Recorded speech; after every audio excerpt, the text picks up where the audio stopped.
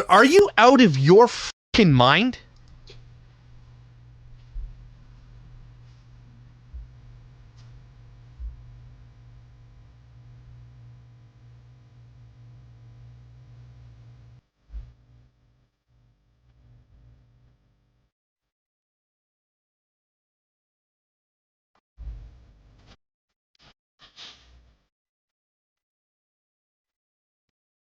I cannot tell you how disgusted that makes me feel.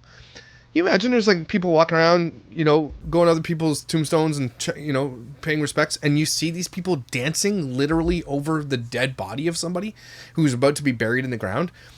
And like, they're not sad. Like, I have never seen anything like this, and it is mind blowing to me that they get away with it. Kendra Bird, go f yourself.